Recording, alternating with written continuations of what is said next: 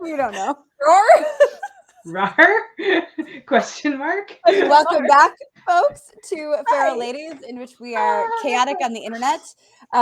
We took a little break for moving and various purposes, and now we're back. You're welcome. Hello. Sorry, you know, one of the two. Should we all? No, you're welcome. Should we all introduce ourselves just in case? You don't remember who we are? All right. Kacey, go ahead. Who are you? Okay. My name is Kacey Ezell. It says so right there. And I write science fiction and fantasy and noir and maybe sometimes a little bit of horror. I now live in Massachusetts, which is great for that whole horror vibe. It like rained. It was very Lovecraftian today. It was awesome. And I served 23 years in the Air Force and flew some helicopters. So I write about those sometimes too. Nice. Yeah.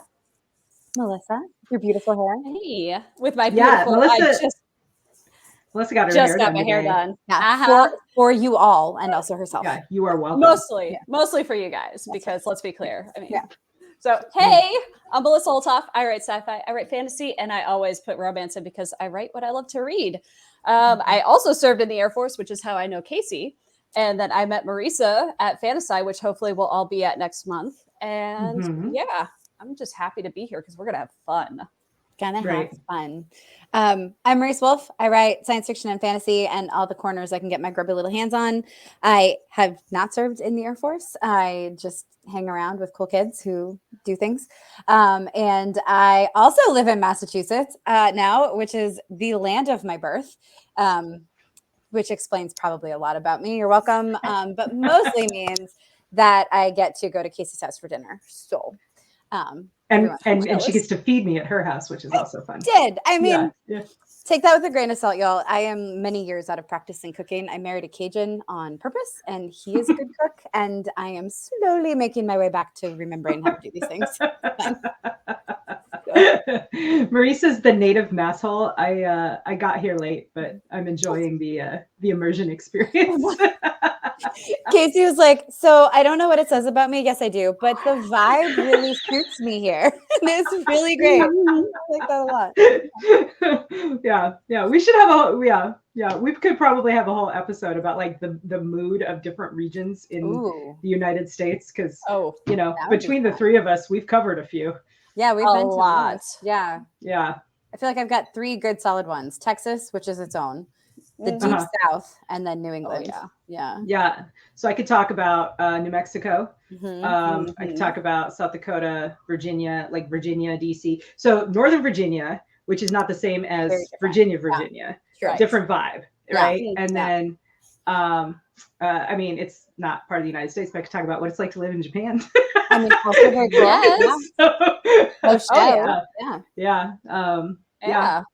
So.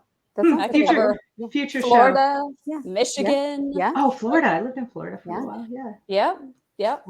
Nice. Memphis, which is its own special place. Yeah, not quite the deep South, but adjacent. Yeah.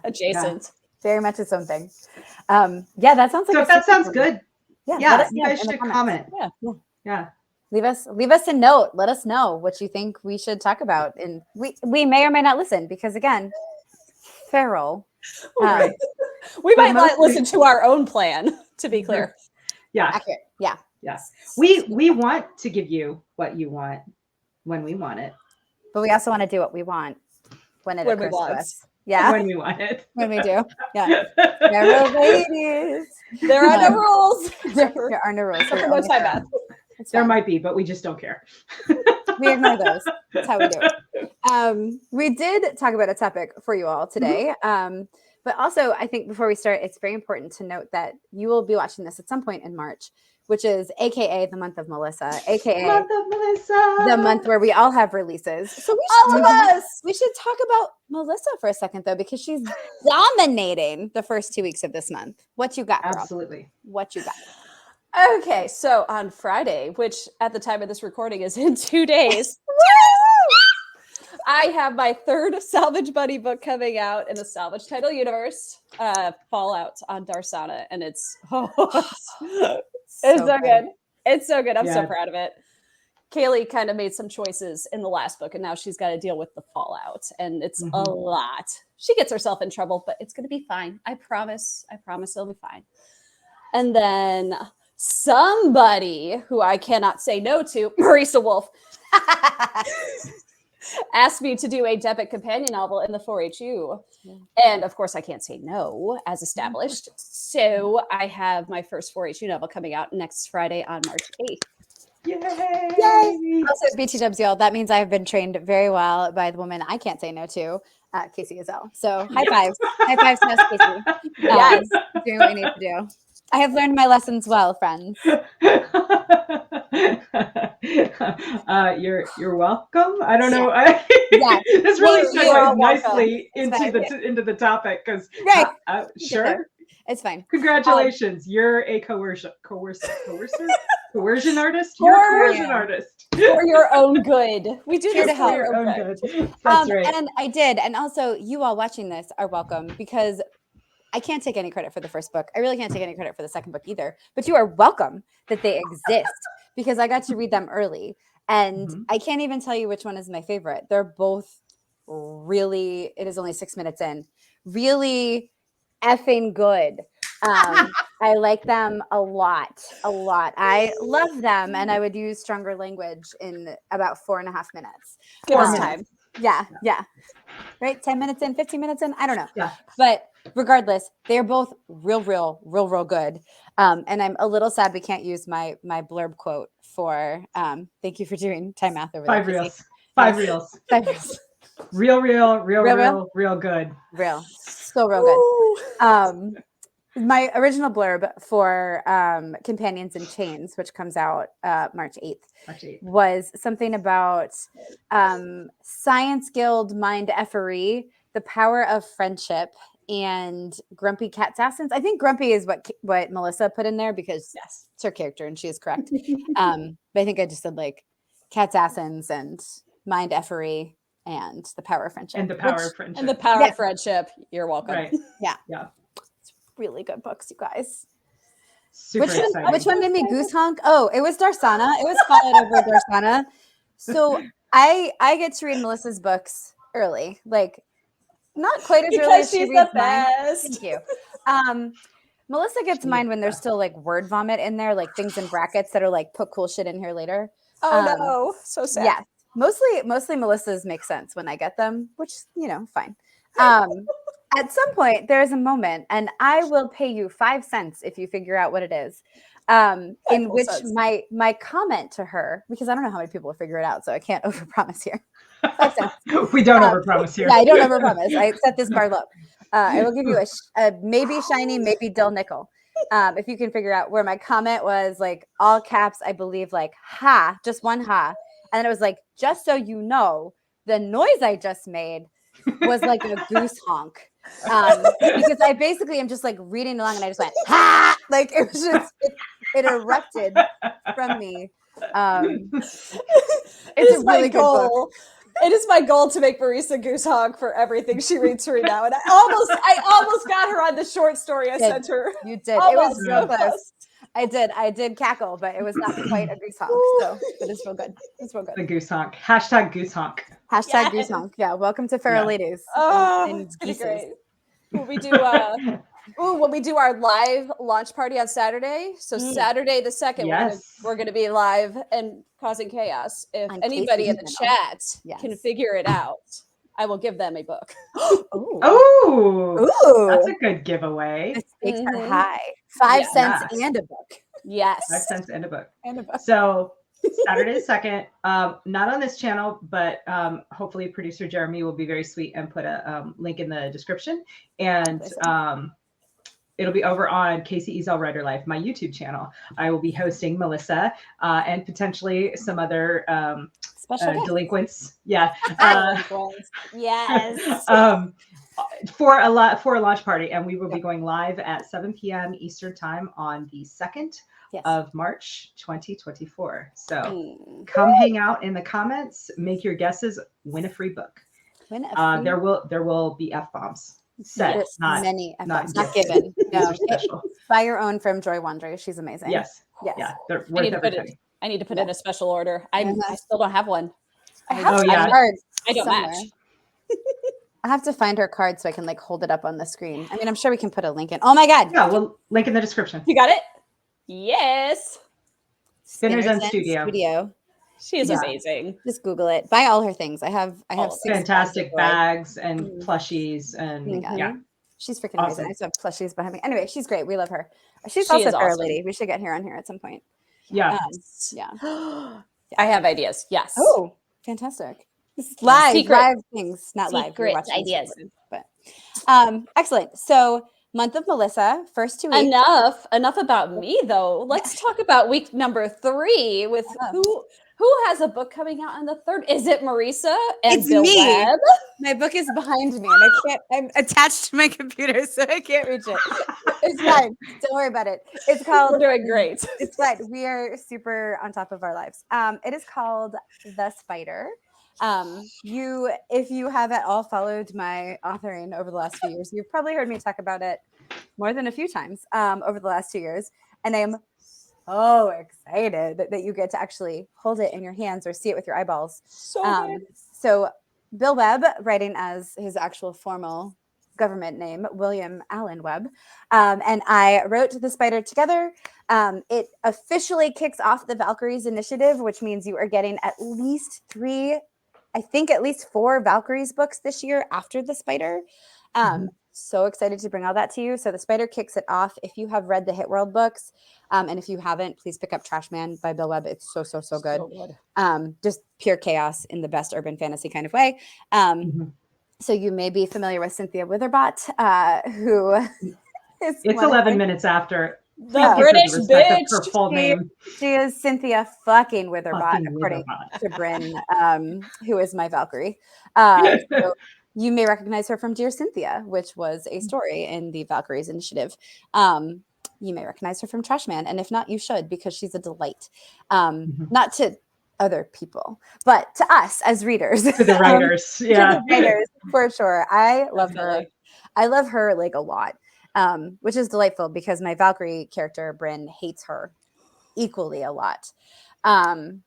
Cynthia fucking Witherbot. So she is one of my point of view characters. Bill also writes from his shooter point of view, and then we each have 2 others. So we are writing people who are the protagonist of their own story and the antagonist of the other people in the story, which is super fun. So check out The Spider. Get ready for a year of Valkyries in which you will see more of Melissa and more of Kacey and more of me. You are welcome. And that comes out March. What is that? 16? How does time work? I don't know. 15? Look on my webpage. We'll have things. It's up for pre-order right now. So The Spider. Link in the description. Totes. Thanks. I'm just going to keep saying that like the whole video. I'll just be like, link in the description. He's going to love this so much. Like and subscribe. And then. Please do though. For real. Please like, do. Like, hit the like button. Check. And yeah. You like us. Because then. Because you like us. You do like do. us. You're You know welcome. you do. We love you too. Yeah. March 22nd, something else is happening. What else is happening on March 22nd? Well, it's John Ringo's birthday. Yeah. Cool. Nice. The only reason I know that is because it's the day before my birthday. But The Queen's Fixer is launching into the universe after over a year, 2 years of talking about this book. It's finally coming to fruition, and I'm so excited about it. So The Queen's Fixer is the first book in a new space opera series created by me, and it is a shared world in which I currently have one core author besides myself, and that is none other than the factory boss, Chris Kennedy. So the Queen's Fixer is by me, and then that'll come out March 22nd. And then the second book is The King's Daughter, and that Chris and I wrote together because I needed a dad, and you'll see why when you read the book. But I needed a dad to help make this what it needed to be. And so, Chris has 3 children, and they're grown, but once a dad, always a dad, right? So, and then we finished it up with The Conqueror's Promise, which will come out in May. So you're gonna get bam, bam, bam, 1, 2, 3, and then July, probably July.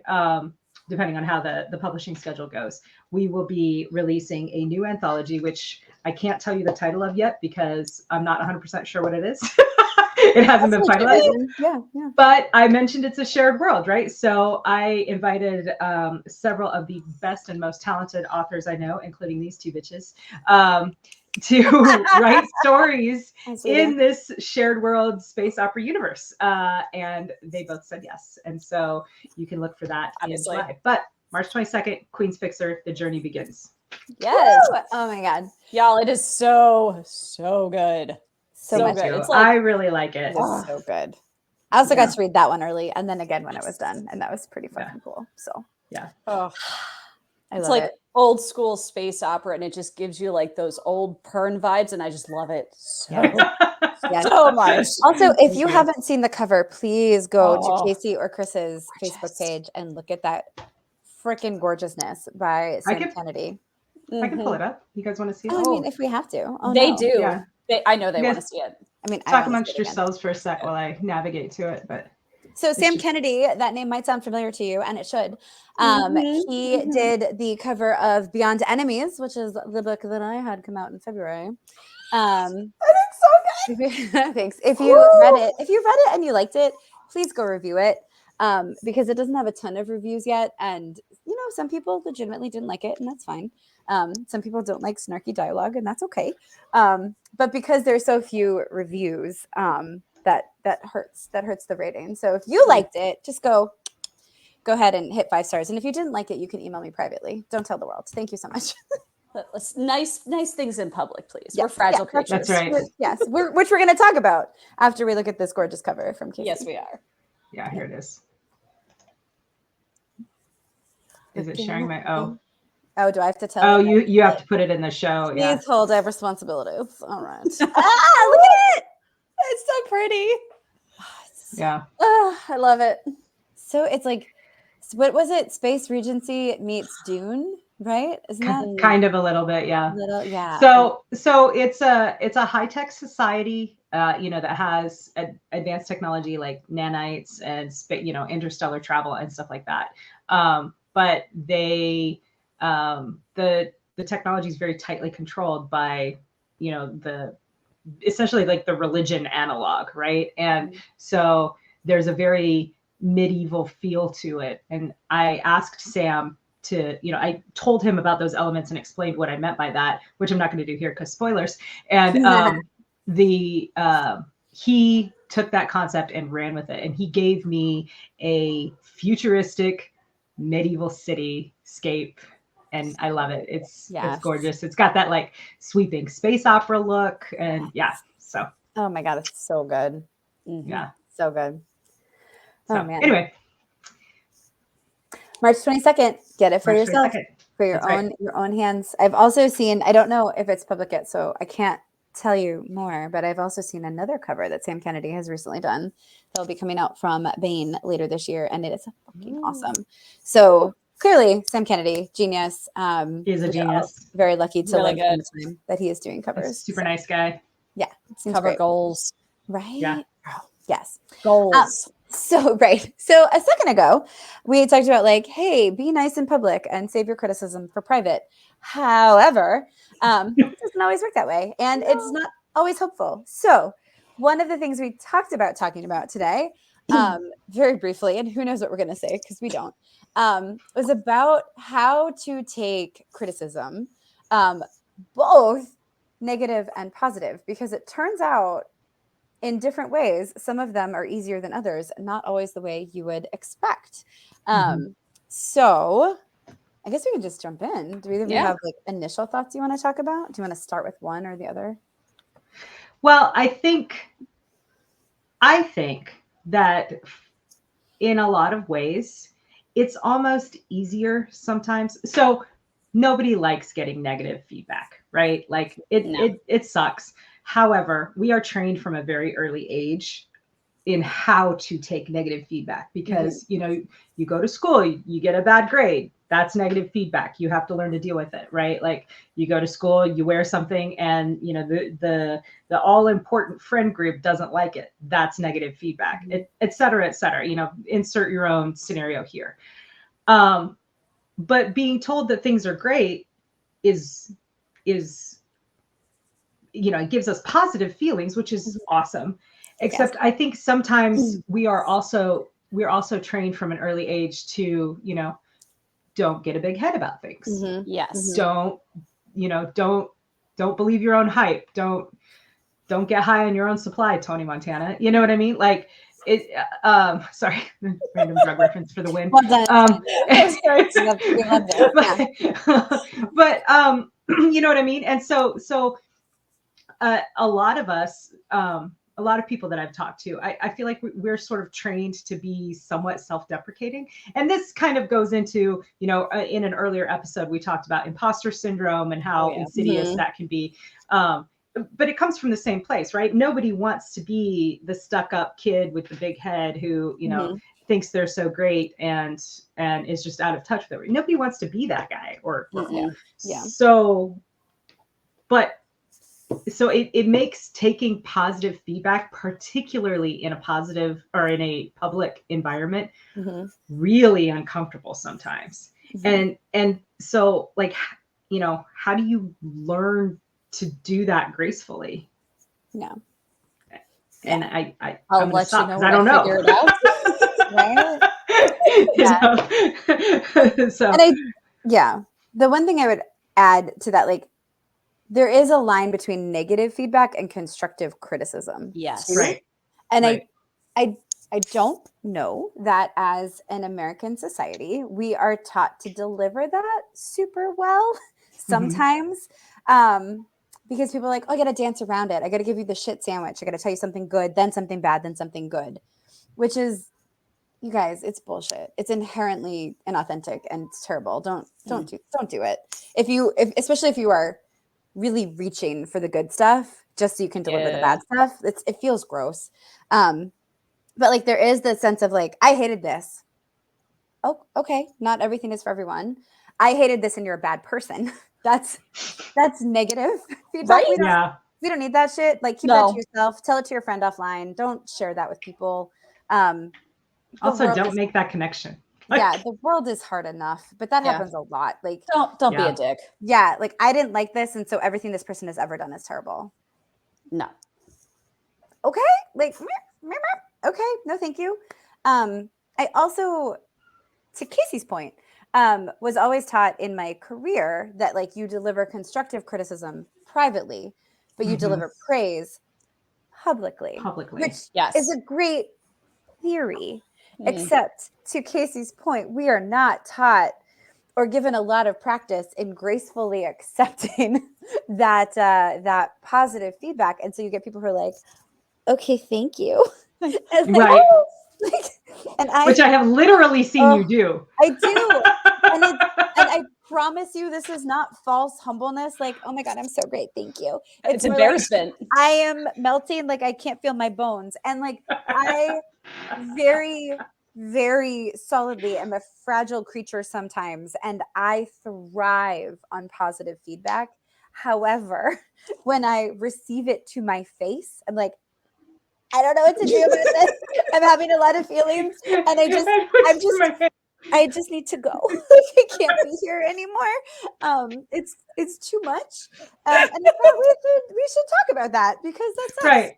Because again, we are not saying don't give us positive feedback. No, please. We love it.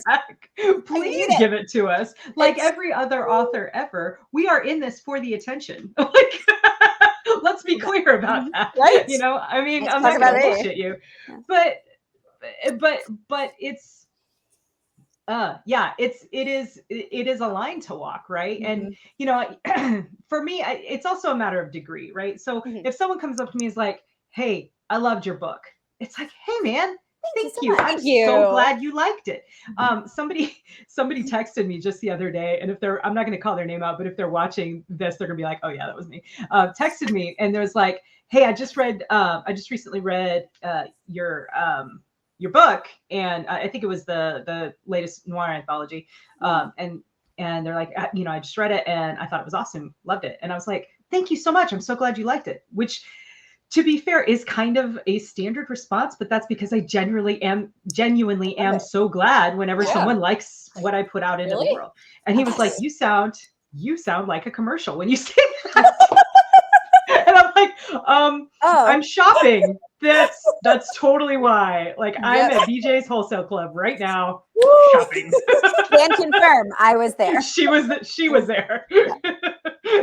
So anyway, so it isn't, just the sort of, what I thought was my sort of safe response, my genuine thank you. That means a lot to me. Mm-hmm. Kind of maybe comes off a little bit commercialized and fake, and that's not what I want at all. Because I want to connect with my readers. I want to have that that I want them to see the genuine me and to feel that connection. Mm-hmm. So it is, and it's also a matter. I started to say this and then got distracted because that's who I am as a person. That's who we do. Yeah. How we do. It's also a matter of degree too, because like sometimes it's like, someone will say, "Oh, I liked your book." This is totally going to sound like a humble brag, you guys. I'm just going to go ahead and own do it. Do it. Sorry, I'm sorry in advance. But someone's like, "Oh, I really loved your book," and you're like, "No, oh, thank you." And they're like, "No, I really loved it." You're like, "Okay, no, it was so good." You're like, "Okay, thank you. You're really intense." And I appreciate every moment, but I am frozen with indecision because I don't know how to react to you, because I feel like you want something from me and I don't know what it is. Yeah. Watch my face turn beet red. Yes, please. Yeah. Public praise. Like, it's not just embarrassment though. It's also like just like that giddy, like, oh, you did? You really liked it? Oh my God, I'm like dying, but I'm trying to be professional. God damn it. And it's like, I'm like, goddamn professional, and holy crap, it's awkward sometimes, but it's also really cool. Yes. And then we act awkward because that's also who we are as people, and it just tends to spiral sometimes. Like, thank you. And again, we are not saying don't give us praise. Please give us praise. Just please be understanding when we act super weird. Yeah, just enjoy watching an author squirm. It's fine. Right? It's probably the safest way to do that. At least without consent. That's the line. That's the consent line. But I'm doing a crossover here. I don't know. I'm exercising vampires. It's fine. What I just marshalling an aircraft. A little bit. Nope. Less. Nope. More. Yeah. For the very first time I thought of something. So when Melissa was saying, like, watch me turn bright red because I don't know like what to do with it, but I'm trying to be a professional. It's part of my discomfort is like, I feel like I'm being seen and I don't want to be, but I do want to be. And that's why I wrote the story. Like, I want you to connect to it. That is a very important part of why I write. So at MarsCon, I think we talked about this on something. I don't fucking know what. But Jason Cordova, that dastardly being, decided to ask us this, like, bastard, super deep, thoughtful question, stupid, insightful dude, where he was like, what do you want to get out of writing? And not like money or like get published, but like, what do you want to like take away from it? It's kind of a hard question, right? It's all insightful and deep and shit. And I was like, I'm just at MarsCon, man. I want to like have fun with my friends. But now we were in the bar, like night sweet. zero. It wasn't even the first night. I know, but my answer was real. Like it was a very good answer. I was jealous. Thank you. But genuinely, when I was growing up, and this is why Beyond Enemies is in part dedicated to booksellers and librarians, books were my safe place. Books were my escape. There's 100% where I went to feel human and understood and seen and connected to the world. And I want to put that into the world. I want people to read books and be like, fuck yes, I'm glad I'm here. Right? Like that's what I want. I want that connection, and I want that like escape avenue for youngins and for adultins and all the things. However, that means I put a lot of me into everything I write, which means if somebody really connects with it the way I fucking want them to, right? Like I want them to, then that means they're seeing me in a way that I am not practiced at or necessarily comfortable with yet, because because it's not just you that you put into your stories, it's your vulnerability. Yeah, Yes. girl. Yeah. Pieces You know, of I mean, like, you. we talk all the time about, you know, and maybe this is insensitive language, but we talk about opening a vein and putting it on the page, right? Like that's, you know, you're being very vulnerable when you write a story that means something to you. Like, seriously, I just ripped out a piece of my heart and put it on the page. Here, I hope you like it. And it's I hope you like it. And when someone does like it, it's like telling you, I really love your soul. Like, oh, okay. Thank you. I love that. But also, again, I can't feel my bones. Like, I don't know. Yeah. Yeah. Right. So glad you like it. Right. What do you say to that? What do you say to that? I'm glad you like it. Seems trite and not enough. Yeah. Although it is real, right? It is. But it is real. I'm super glad you guys like it, you know, and I really hope you like the new ones. I really hope you like the next stuff. But I also don't want to go with that too, because then then again, I sound even more like a commercial. Like, oh, well, if you like that piece of my soul, you should check out this other piece over here. Wait, pay money for that one. Yeah, you know, please buy my books. Yeah. Right. Yeah. No, they're one for the price of one. But yeah. I mean, okay, fair. Yeah, sure. Girls gotta eat, you know. You got a soul and a book and soul. Right. We have kids. Some of us have kids. They have Lots of money. I have dogs. We have dogs. I have dogs And cats and kids, and they're expensive, y'all. Husbands. Also, I like to buy things. Yeah, so you know, hobbies. Like to buy nerd things. So yeah, right. Sessions. We have to. Somebody's got to feed these things. Weird. Yeah, we have computer and internet. Occasionally, we like to take a break from writing and go on these mythical things called vacations. That's weird. Yeah, that's super weird. Or a writing retreat as a vacation. Work trips. Yes. Cons. Yeah. It's a write-off. You just write it off. Just write it off. Yeah, so it is like, one, I hope if you're watching this, you have some suggestions for us, and go ahead and put those in the comments because we will come and watch those.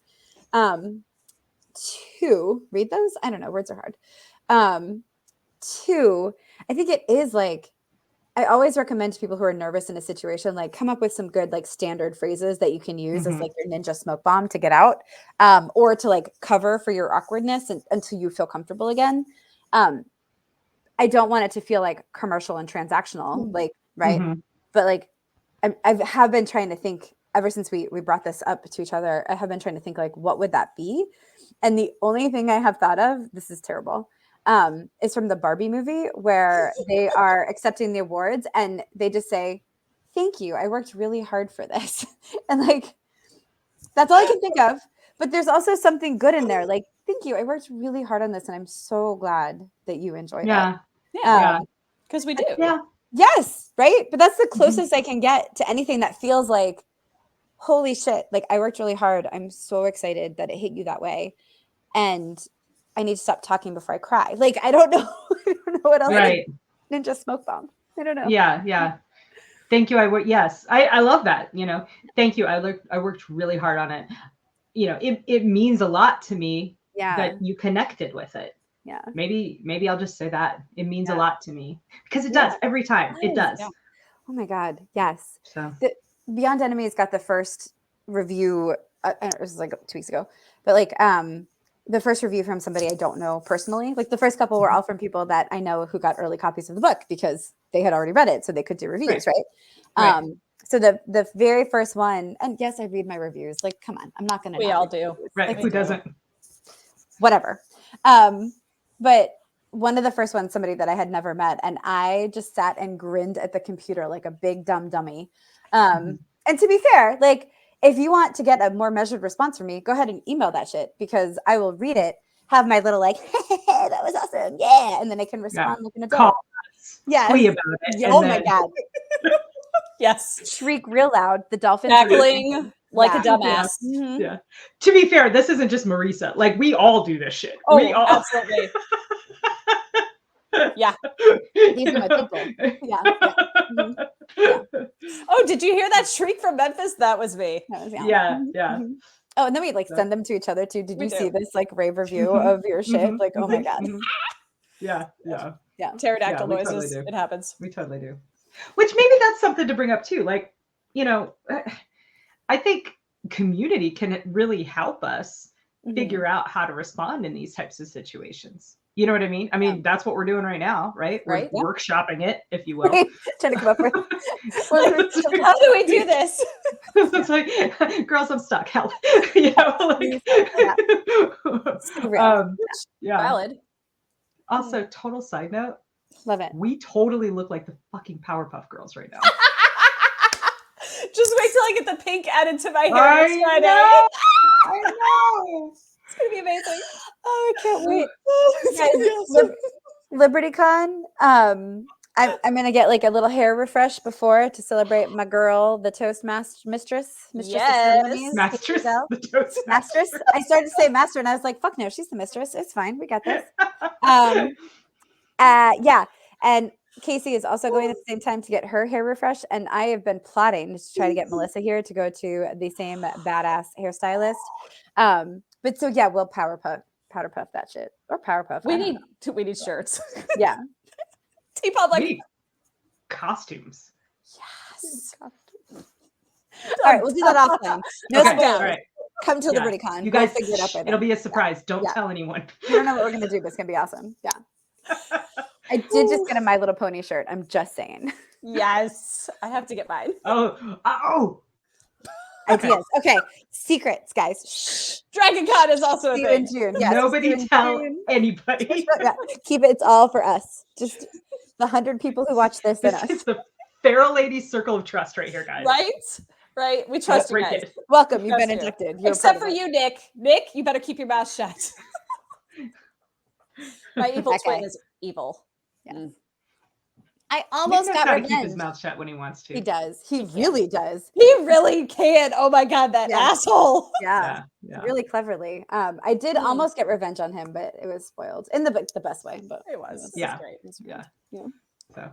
So, okay. So we talked about positive feedback. Yeah. Let's talk about negative feedback. And I would really love to break it up into constructive criticism and just straight negative feedback like you were talking about, Marisa.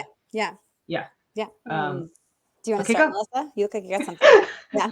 I've got something. Yeah, go for it. Okay, so this actually popped into my brain the second we decided that we were going to talk about this, because it's something I think that is a little bit more common nowadays. Now we have social media, we have access to people that we didn't have when we were growing up, right? Like you were always told, like, if you can't say something nice, don't say anything at all. And for the most part, people still don't do that to our faces. But online, oh my goodness, it's like y'all forget you're talking to real people. Yeah. And people can be so mean. It's like, dude, just say out loud what you just typed. And if it sounds mean, it probably is. So I think that's where we get a lot of the more hateful or just plain rude, like maybe you didn't mean it to come across that way, but it did. You kind of hurt my feelings. Like, but to our faces, I have never experienced anybody being just plain mean in public, right?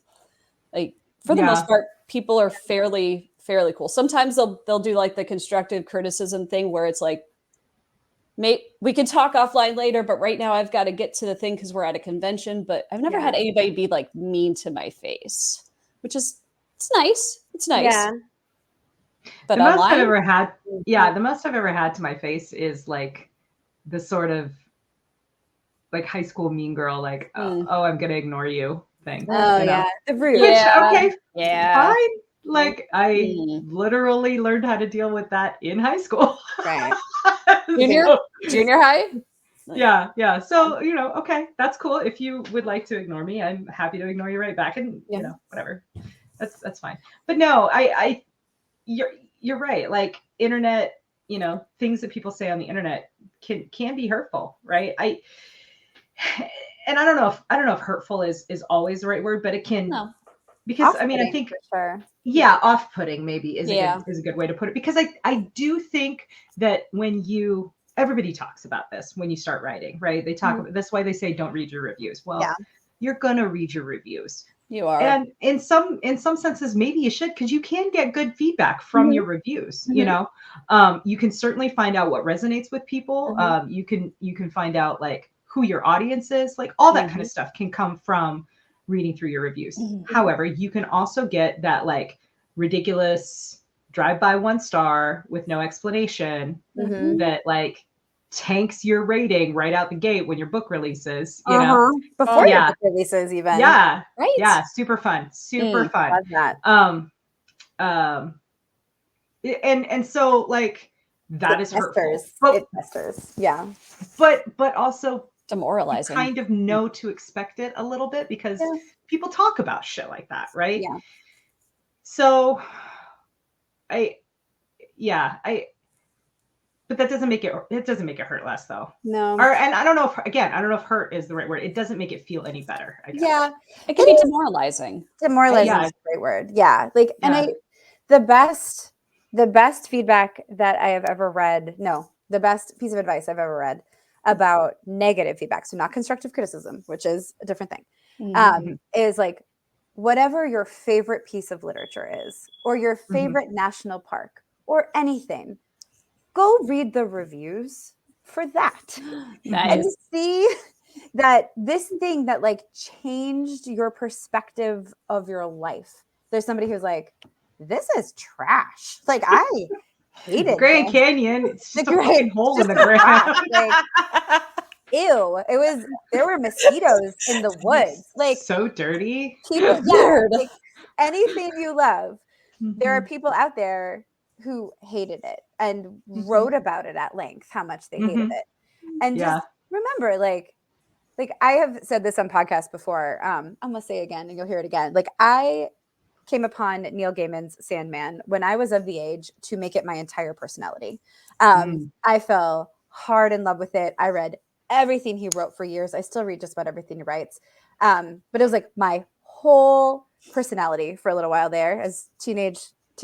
And did you draw the little death curl in eyeliner? Oh, I learned I could do. I can't do it anymore. I need to get that back, but I could do that. I had an Ankh. I have an Ankh tattoo, y'all. Like, I am who I am. So my whole personality, and I think it was Neil Gaiman's advice. And so I went and I read the reviews for things that I love that he wrote. And sure enough, there were people who were like, this absolutely didn't work for me. And some of them were just like normal, responsible, whatever reviews of like, it didn't work for me. Here's why. Okay, good luck. And then there are people who are like, this is the worst set of words that have ever been put together in the history of time. And you're like, right. And you're a bad person. You're a bad person for putting those words together. And I think you suck. And I was like, oh shit. Okay. Yeah, this is accurate. So yes, not everyone's going to love my shit because not everybody loves the things I love. Like, not everything is for everyone. And I do try to remind myself, and it like 90% works to remind myself of that, of like, okay, not everything is for everyone. And one of the more recent negative reviews that I read, the thing this person didn't like is the thing that I am proudest of in my writing. And I was like, cool, I literally am not for you. And you absolutely should not read anything that I write because I love this shit and you hate this shit. And that's cool. That's okay. Not your cup of tea. Let us go about our business together. Like, it still sucks. Like, I'm sorry you didn't enjoy it. Genuinely, because I worked really hard on it and I thought it was good. And it is good, but not for you. And that's, so it's still like, there's that 10% that's still like, but I want everyone to love me. Yeah. But like 90% is like, that's cool, man. Like, I hope you find something that really works for you because you deserve that. Because this isn't it. I don't have it. Yeah. And it won't be anything I write ever. If you don't like snarky dialogue, this is not, I am not your girl. Do not come on my adventure. Yeah. Like that also, we should probably not meet in real life. Yeah, you probably would also very much not enjoy me in real life. So you're probably not watching this, but like via Ventios, I hope you find the shit that works for you. I love that for you. Yeah. Nope. The other thing too is that I think, to Melissa's point earlier about the internet being unprecedented access to people. I find it helpful to kind of keep that in mind as well, because sometimes criticism is legit, right? And sometimes it's just people being mean on the internet. And so like for example, as I mentioned, I have my own personal YouTube channel and I haven't been posting a lot of long form videos on there since basically before I started this move. Although we're getting back to it, Saturday the 2nd, come hang out. But I have been doing a lot of shorts. And I got a comment on one of my recent shorts where it was just the word cringe, right? So I guess they didn't like my little short video showing how beautiful Maine was.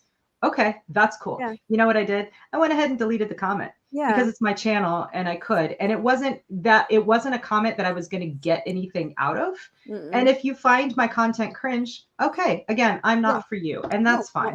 You know, I am not going to pretend that, you know, while I fully 100% support the, you know, the right to free speech, I'm not a government entity. My channel's like my like my living room. Yeah. And I wouldn't allow you to come into my living room and tell me that I was cringe, you know? So I would say, okay, great, please leave. And so I think keeping stuff like that in perspective has been helpful for me too. That's smart. And you know what? If you want to come at me for deleting comments on my YouTube, just don't. I'm just going to delete your comments too. Right? Like you're a private person. You can say whatever you want in your own space. Right. Like, and you are welcome to keep your negative comments on your YouTube channel. I would like to keep my YouTube channel to be a positive place for me and also for people who like my work. So that's what I'm going to do.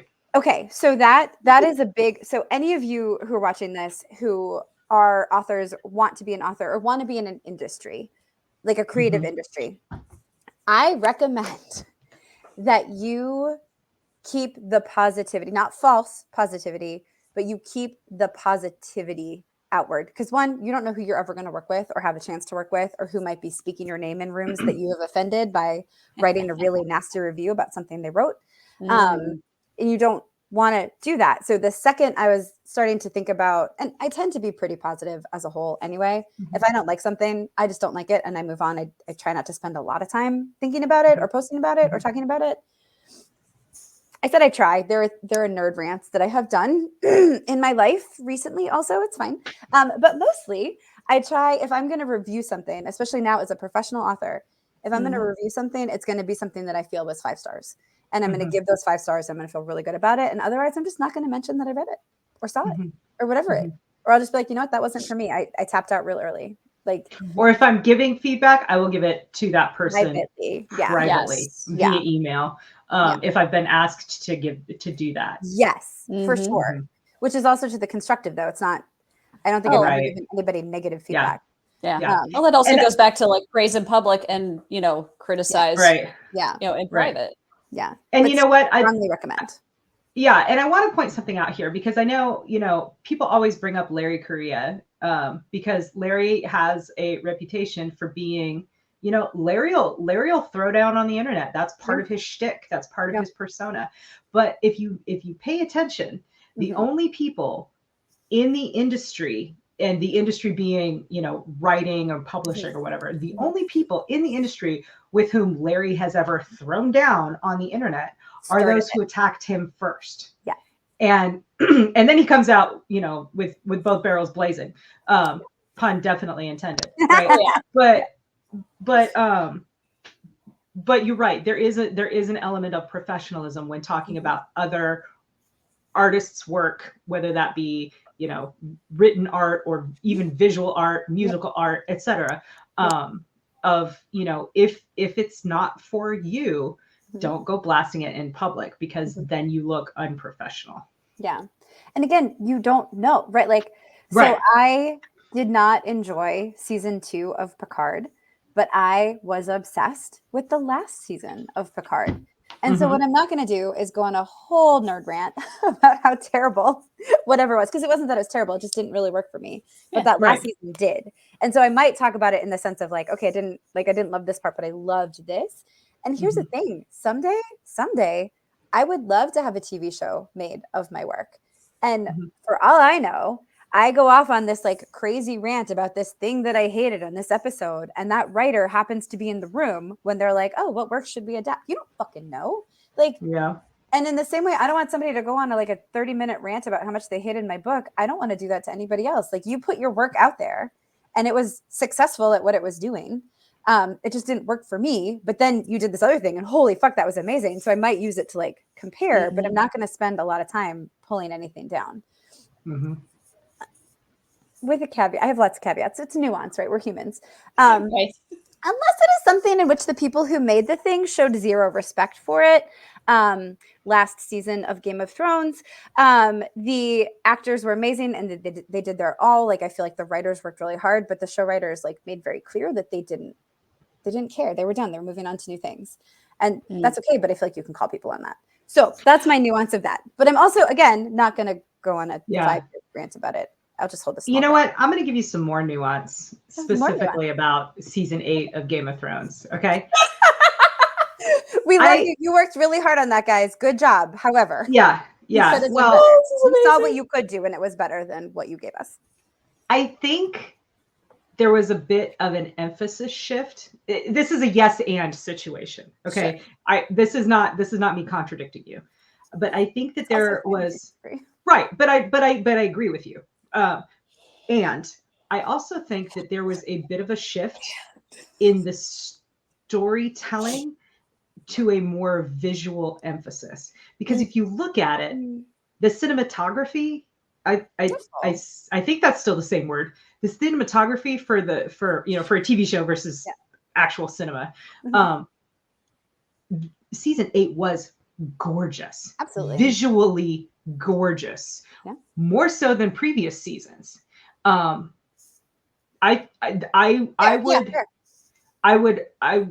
would challenge you to watch, season 1. Now, season 1 had a lot of sweeping vistas and, beautiful costume design, beautiful set design, all of that kind of stuff. I just don't remember when the super dark episodes were. That's the only reason I'm having pause. There were a couple that were so dark it was hard to see, but that might not have been it. Carry on. Right. That's my like. But because the emphasis of the story in the earlier seasons was much more on being true to the written work that they had in front of them in the form of Martin's novels. Sure. It was less so, they were relying less on the visuals to tell the story, which I think is what they were doing in season 8, because they didn't have that written work to rely on. And they were just sort of going on, well, we know that this happens, We have incredible actors. Let's make the most of them. Look how beautiful everything is. Yeah. Right. And we have these beautiful sweeping sets and these gorgeous dragons and this amazing CGI. And so, like, as idiotic as the battle for Winterfell is and was strategically, you can't deny that shot of the Dothraki horde riding out into the darkness and being swallowed up. Yeah. Visually beautiful. Yeah. Strategically idiotic. Well, there's a couple things, right? A lot of that. Season 8 also gave us one of the best Sansa Stark. Strategery. Yeah, strategery is overrated. It gave us one of the best Sansa Stark moments ever. It gave us some really impactful deaths that were done just beautifully. So, like, it wasn't the worst. And I think that's the thing too, is like, it's also like, let's not just focus on the negative. If there was something, and the only reason I will complain about season 8, it's not because it's like the hip thing to do. It's not the hip thing to do anymore. It's very old now. But it was a hip thing to do for a while. Cool kids say. The cool kids are real hip. I'm super whatever. It's not busting anymore. Oh geez, God You're help so us. based. I'm terrible. But like, it's not that. It's because like genuinely, I don't even know if I used it right. Laughs at 40-year-old. When you see the actors' reactions to like the last read through, like when you hear the showrunners and interviews, like the showrunners were done. Like they kind of tapped out in a way that I don't find professional. But one, I don't know everything. That's only the perspective that I have. So, and I've been interviewed before and had things taken out of context. So what the fuck do I know? But that the only reason that I take it so personally, beyond my poor little nerd heart, is just like, it didn't seem like you gave a shit either, dudes. And like, come on, man. Like, so many people are working so hard on the show. You had such a high bar. Those guys, here's the credit they totally get.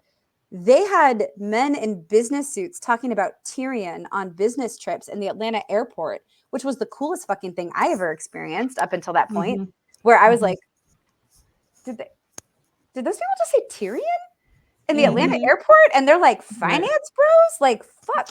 So like, you're talking about one of my imaginary friends I grew up reading? My book? Yeah. You read? Oh, yes. I don't want to talk to you, but I'm so interested in what you have to say.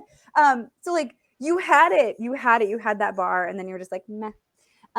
Maybe, and maybe you weren't. And like, that's, you know what? It's not my place to judge. And so professionals in the industry, remember that these people could someday be making choices about your intellectual property.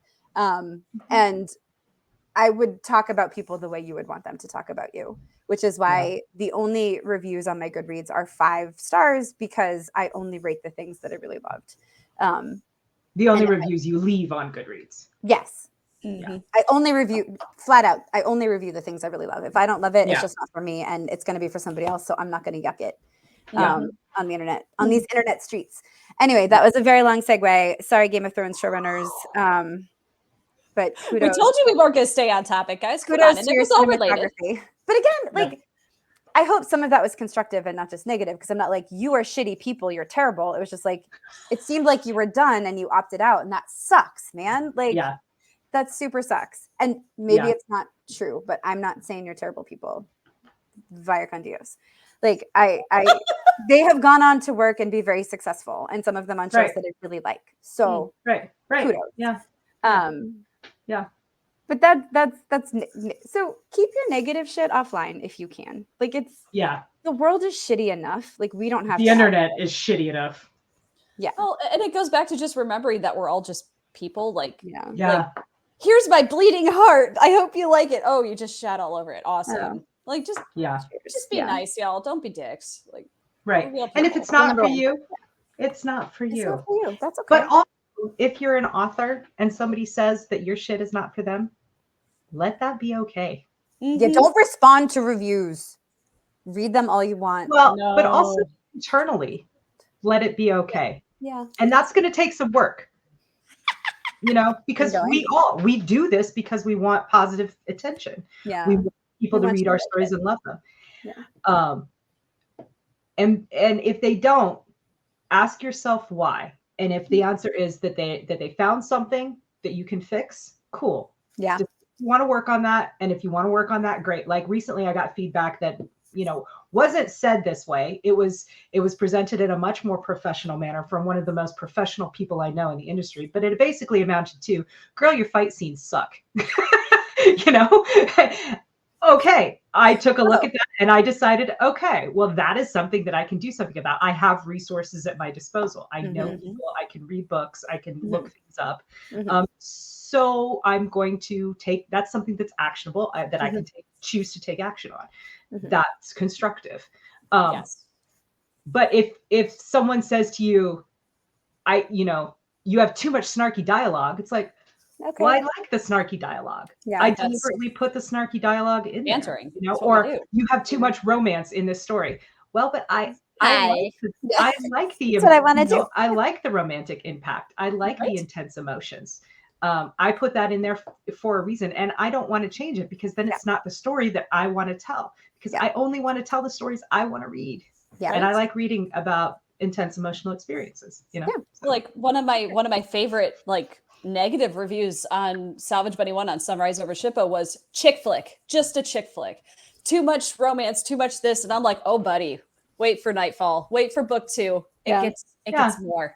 Because I'm not writing for that particular person. And that's fine. Yeah. Again, it has to be okay. If you're not going to make changes, if someone says your stuff is not for them, it has to be okay with you. Yeah, you're right. You're totally right. Because you can't be everything to everyone. Yes. And everything isn't for everyone. And that is genuinely okay. Like, that's a whole other episode. But I hate shrimp. My husband loves shrimp. Yeah. I cannot stand shrimp. He's not going to hold me down and force shrimp into my mouth. I mean, no kink shaming, but you know, right? That's not our kink. That's not our thing. You probably also won't stop him from eating shrimp. Exactly. I'm not going to yuck his yum, but he can't make me yum his yuck. Yeah, fair. Nuance. Yeah, right. I like it. Good side. Yep. You like wiped that away. Like, oh, that didn't sound good. Make that go away. No, it was a full circle. It wasn't a wax on, wax off situation. It was a full circle. That's fine. Oh my god! I just fucking honked. So good. Okay, well, we broke Melissa. We can come back. Yeah, Yeah, you were cackling a second ago. Did you have something else you wanted to add before I take us to constructive criticism and then we wrap up? Me? Yes. Yes. So one of the things that you mentioned earlier was like, with positive stuff, we don't want to get a big head, so to speak, right? We don't want to like get arrogant. And that's like me personally, like I know that's something that when I was younger, at least was prone to. Like it's something I watch for. Anytime I feel like I'm getting a little too arrogant, I just ask my husband what he thinks about my books. Because my husband is an asshole. And he will tell me exactly what he thinks. And in a good way. He's like, no, it's good. Here's the things that you messed up, did wrong, could have done this better. And I'm like, he critiques it like it's a flight. Like, yeah, good flight. We landed. Okay, here's what you fucked up on. Yes. He was a fighter pilot. It's what pilot. He does. Yeah. Was he was an instructor, right? Yes. Yeah. Yeah. Not just like an instructor, but he was like an instructor for like baby fighter pilots. So a schoolhouse instructor. Yes. So he debuts. Yeah, I do the same thing. Yeah, it's real important. Right? Yeah. I've had to train myself to and not give the shit sandwich, but to also point out a military the good thing. Stuff. Yeah. And sometimes there isn't, right? Like, I mean, that's anyway. Yeah. So constructive criticism, that is the like instructor role here, right? Like how you deliver it might make it feel different ways for sure. But we were recently in a conversation with a bunch of other authors and editors and a publisher or two, talking about like, you have to be teachable. You have to be coachable in this. Yes, your story is your story and you know it best. However, you're also very close to it. And rightly so, you should be. And hug it. Yes. And if there are people who are very good in what they do and are giving you thoughtful feedback, you have to at least consider it. So I have worked with a range of editors. And even the most talented editor, when I am reading through the notes, I will get in my feelings at least 5 times where I'm just like, you know what? Fuck you. And I will not ever say that to an editor because that is inaccurate, right? But I you're right. I have a momentary feeling and I deal with it. And then I decide, actually though, is this a good point or not? And even if it's a good point, do I want to take it or not? But I can't the emotional reaction is a totally valid first reaction. It can't be your last reaction. Yes. You have to actually then weigh the like, but is this a good point though? And often it is because somebody is objectively reading your story. Yes. And sometimes it isn't. And to be coachable and trainable, you have to genuinely ask yourself that question. And if you're rejecting every edit, either you're not working with the right editor, which is possible, or you're not approaching it right. And you really have to look at yourself for that, / use your community and be like, am I being crazy here? Is this actually a good point? And there are times when I have my fuck you reaction and I stay there and then I will run it by a Kacey or a Melissa and they'll be like, hey man, I love you, but she's right. Like that's not doing what you wanted to do. Like I get what you're going for, but it's not doing the thing. So you got to fix it or take it out.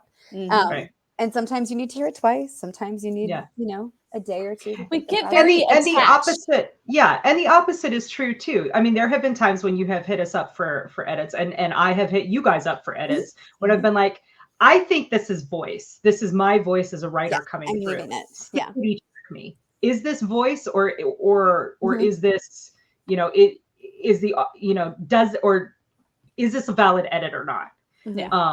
And sometimes it is, and sometimes it isn't. Sometimes it's like I'm trying to do a thing. In this most recent edit that I did on the Queen's Fixer, the editor that I have is fantastic. She's super experienced, really really good at what she does.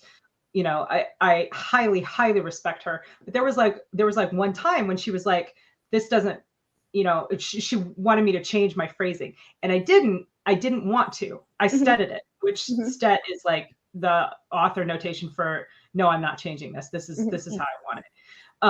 I studied it because I was doing something very deliberate with it, with the phrasing to evoke a specific reaction in the reader's mind, and I called back to it later in the book. Nice.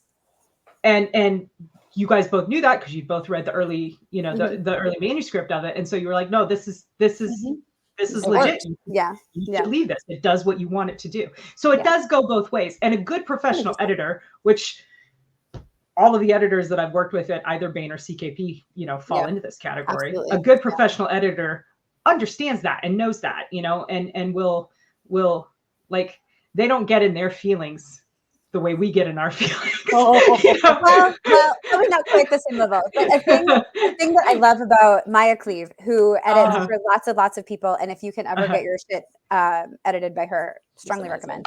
Highly recommended. She's very busy though. She is. She's so great.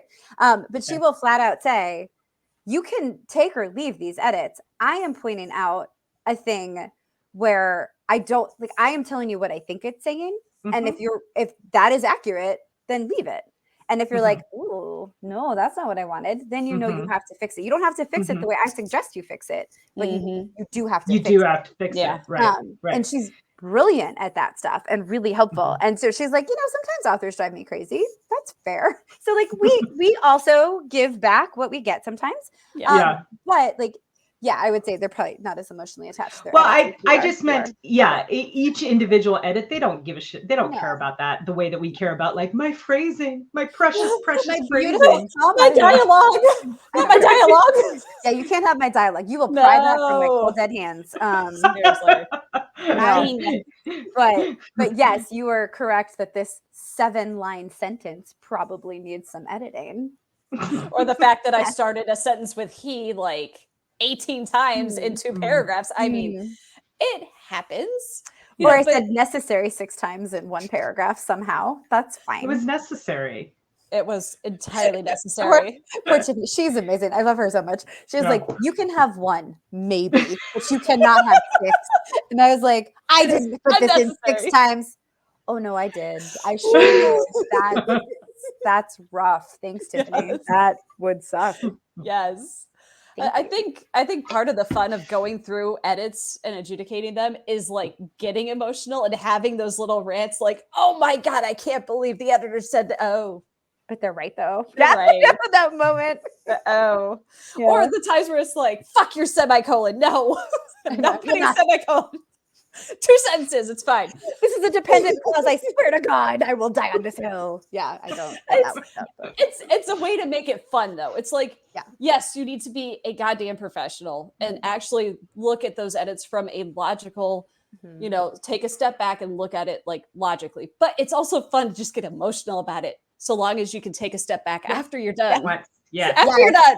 Yes. Yeah. And not turn it on. Feel your feelings and then move along. Have a little rant with your friends, maybe piss off your husband because he's like, dear God, are you still bitching about that? You're like, I think maybe I don't care. Yeah. They don't. Grandma does not care about grandma like at all. Rude. The one thing I will add too. So my early stories, I think it was Assassin. Chris Kennedy reached out with a series of messages, and it was like 1 edit per message bubble. So it was a lot of things that I had to fix. And he was like, look, I noticed you do these. Like, these are some of your crutches. These are some things you need to not do. Like, these are things you need to look out for. And like, I was reading them and I was like, oh my God, I am fucking terrible. I am the worst author who ever authored. But then I was like, no, he liked the book. He wants me to be better. So I hand wrote those bad boys out on some really pretty like scrapbook paper.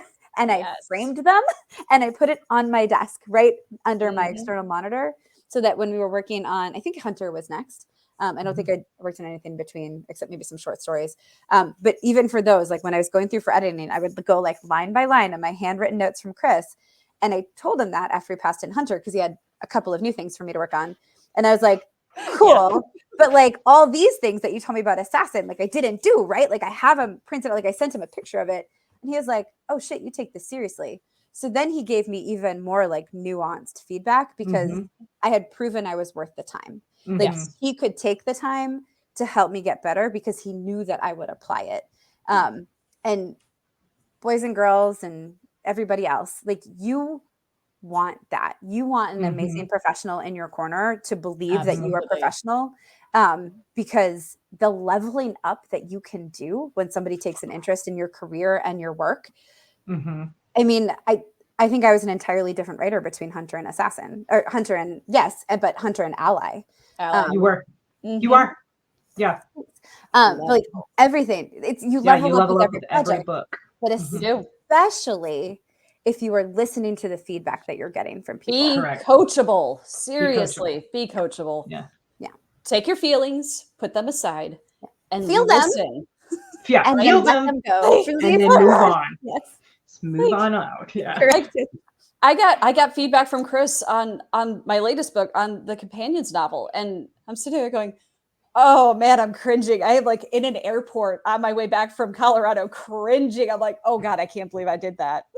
Yeah. But he took the time to like send me actual examples. Like he doesn't just go, hey, do this better. He goes, do this better. Here's why. Yeah. Here's how it, here is a no kidding excerpt from what you wrote.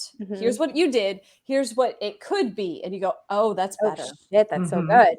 Yeah. Examples like that's it's amazing. So put your feelings away and learn. And again, to Marisa's point, he's not going to invest that in you if he thinks you're just going to blow him off, right? Like if nobody wants to talk to a blank wall. Yeah. Nope. I recently had a 4-hour phone call. Yeah, you did. With we are all very jealous. BT does. It was a developmental edit call, is what it was, where an individual and I workshopped a novel of mine, and we went page by fucking page through that bitch. And the feedback that I got was so powerful and so valuable. And this is a person who does not have the time to do this on the regular. Yeah. And when I expressed my gratitude to them, they responded with, well, you're right. I don't do this all the time. Some of it is because of because it just takes so much time, and I can't do this for, I know a lot of authors, I can't do this for every author.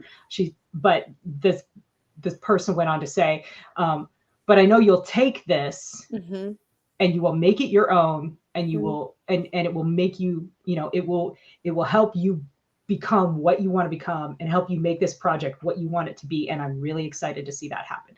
So you've got to make them excited. You've got to make them excited to see that happen. Otherwise, they're not going to invest that time in you, and you are going to miss out, and the whole world is going to miss out on the beauty of what is possible for you to create. Yes. Oh my God. Okay. Well, that's a good summing. I can't up that. Right. I'm really good at last lines. Yeah, that was yes, you are. It turns out she really is. Yes. I can open, but damn, can Kacey cook. I'll just hold up the middle. It's fine. It's fine. Dude, I suck at middle, so good. Thank you. Yeah.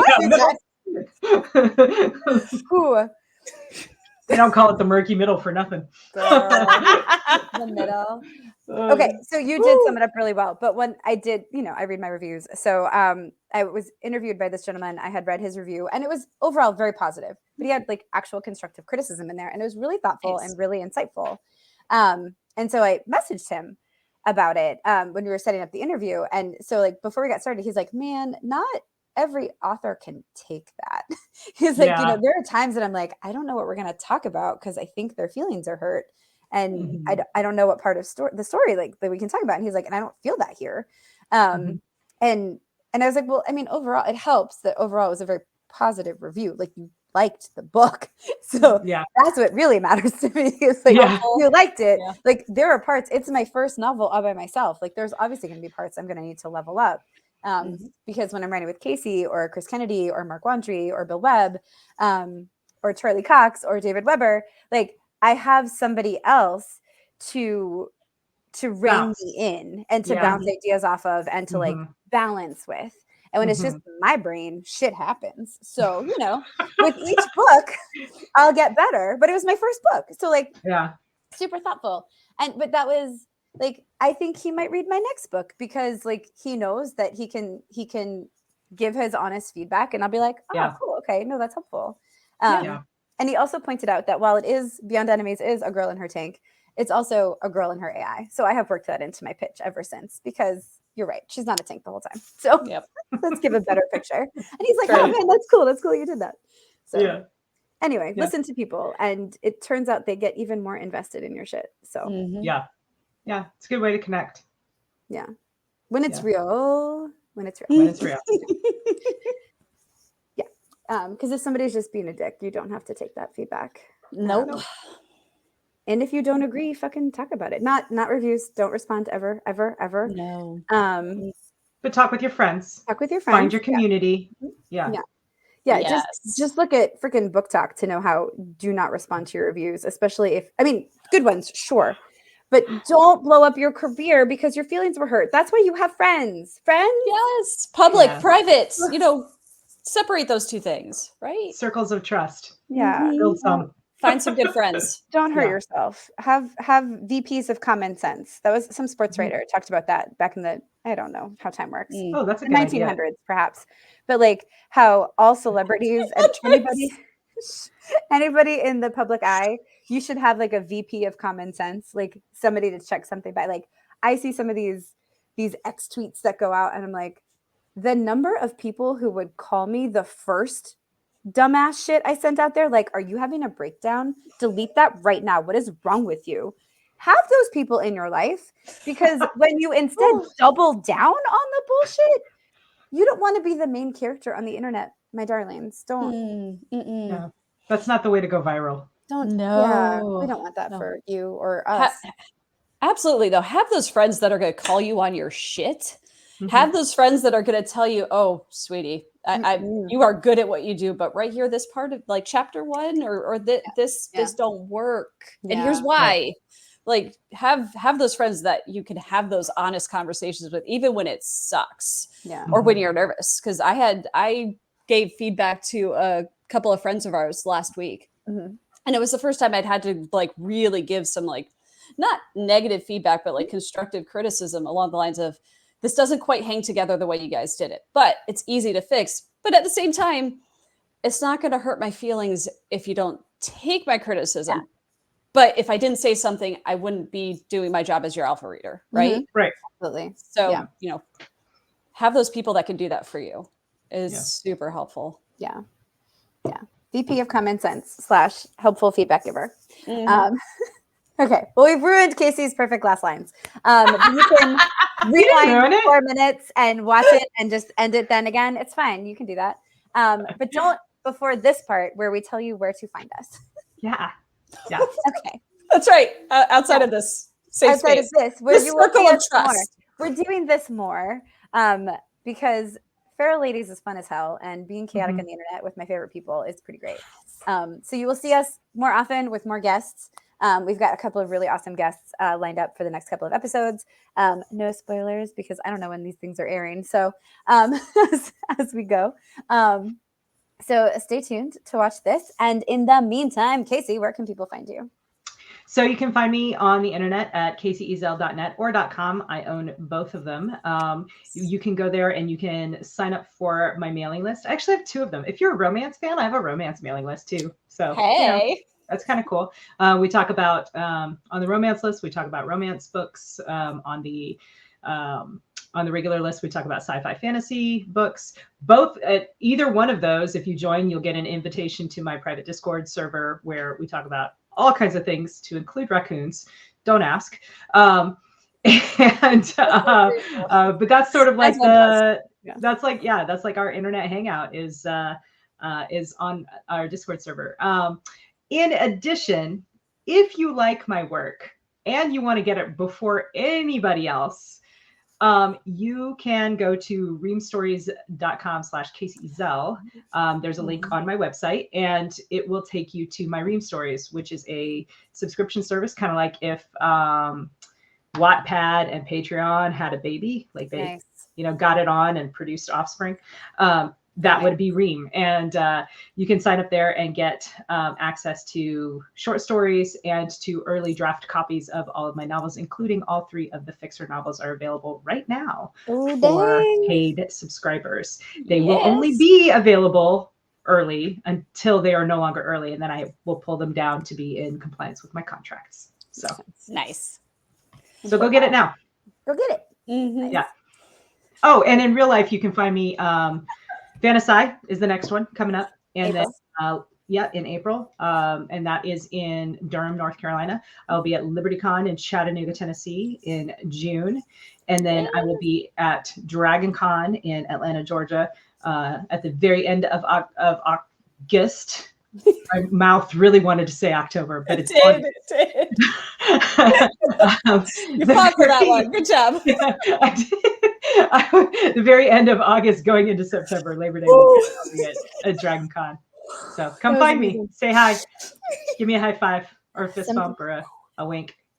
Don't wink. It looks creepy. That's super creepy. Yeah. High fives. High fives. Hi. Yeah. All right, Melissa. Okay, now that I'm dying. All right, you can find me on my website, melissaolthoff.net. I don't go both ways yet, but at some point I'm going to have to buy .com just to keep up with these ladies because, I mean, you can sign up for my newsletter. It works now, I think. I fixed the problems. Thank you, MailerLite. Yeah.